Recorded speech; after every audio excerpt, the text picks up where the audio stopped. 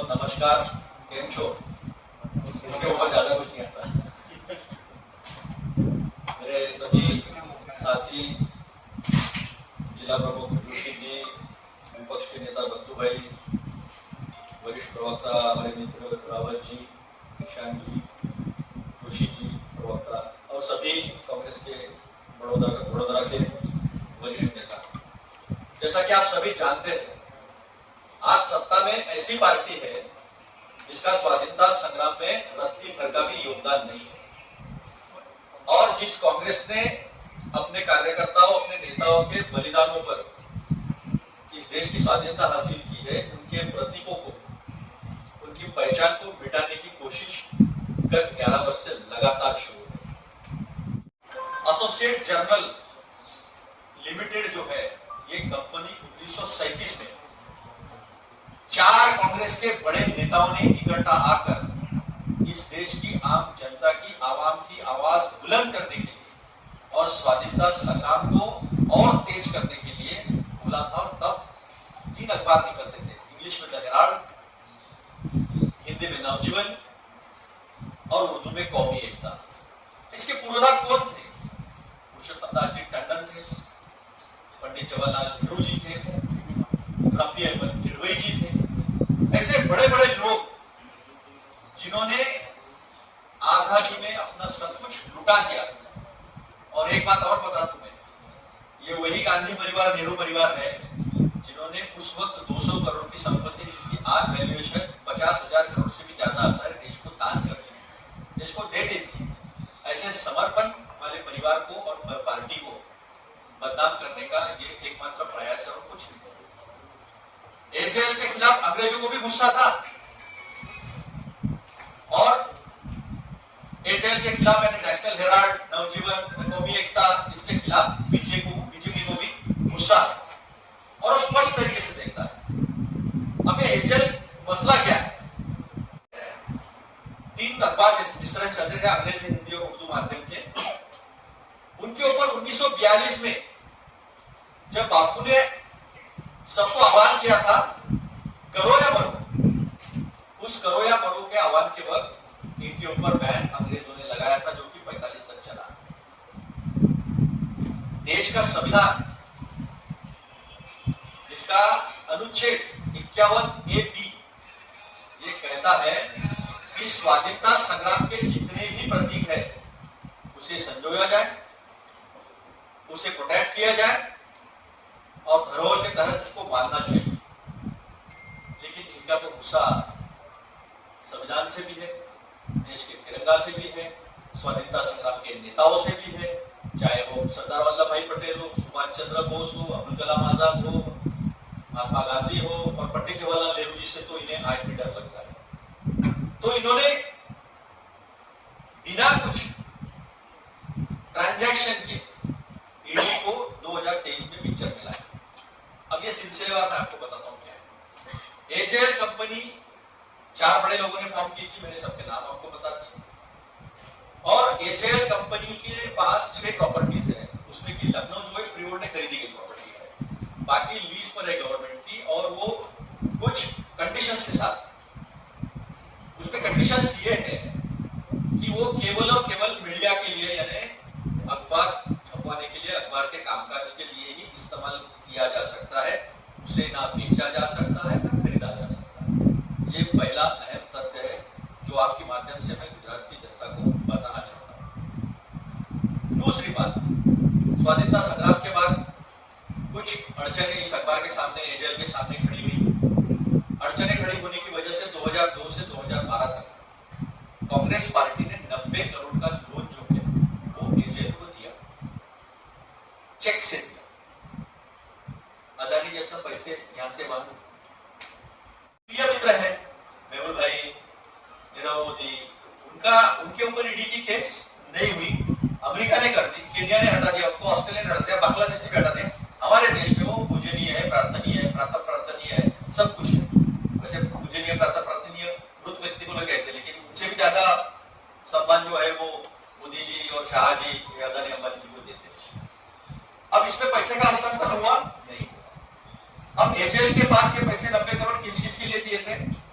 तो जो कर्मचारी आप जैसे आपके चैनल में काम करते हो, वैसे हमारे एजेएल में कुछ पत्रकार थे, कुछ सपोर्टिंग स्टाफ था, डेस्क वगैरह जो भी होता है, उनकी सैलरीज देनी थी। बीआरएस कुछ लोगों ने लिया था वॉलंटरी रिटायरमेंट, उसके कुछ पैसे देने थे, कुछ पीएफ के पैसे देने थे, वो पैसे इन कर्मचारियों को दिए गए। अब ये कर्जा एजेएल वापस कर नहीं सकती, ऐसी स्थितियां थी। ऐसे स्थिति में बैंकरप्सी कोड है, बैंकरप्सी एंड इंसॉल्वेंसी कोड, ये इंटरनेशनल प्रैक्टिस है, हिंदुस्तान में भी बहुत होता है। रुचि सोया में इन्होंने किया, वोडाफोन में इन्होंने 36,000 करोड़ माफी कर दी। 36,000 डेब्ट को उन्होंने कर्जे को इक्विटी मैंने शेयर्स में कन्वर्ट कर लिया और 49.9% उसकी हिस्सेदारी जो है वो सरकार ने अपने पास ले ली।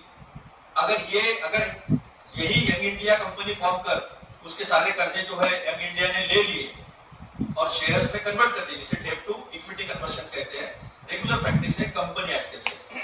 और जो कंपनी एक्ट के तहत फॉर्म की गई, जो 1956 का कंपनी एक्ट है, जिसका सेक्शन 25 और जो अमेंडमेंट 2013 में हुआ उसका सेक्शन 8, नॉट फॉर प्रॉफिट, इस कंपनी कोई भी मुनाफा किसी को हो नहीं सकता, पहली बात। दूसरी बात, कोई भी डायरेक्टर्स को इस संचालक जो भी है उनको किसी भी तरह का डिविडेंड, प्रॉफिट, सैलरी, कहीं आना जाना हो, ऐसा कुछ भी जो है इस कंपनी से मिल नहीं सकता। और इसे अगर लिक्विडेट करनी है तो ये सरकार जमाओ की संपत्ति के किसी राहुल जी या सोनिया जी या सुमन जी या ओरा जी जो भी थे इंडिया में, अभी तो ओरा जी तो चले गए, गुजर गए, तो इन लोगों को मिल नहीं सकता। तो केवल और केवल स्वाधीनता संग्राम की धरोहर और आम जनता की आवाज उठाने के लिए बनाए गए अखबार को ईडी का केस बनाया गया। ये कंप्लेंट 2012 में भी हुई थी, लेकिन 2012 में इलेक्शन कमीशन ऑफ इंडिया ने इसे सिरे से खारिज कर दिया।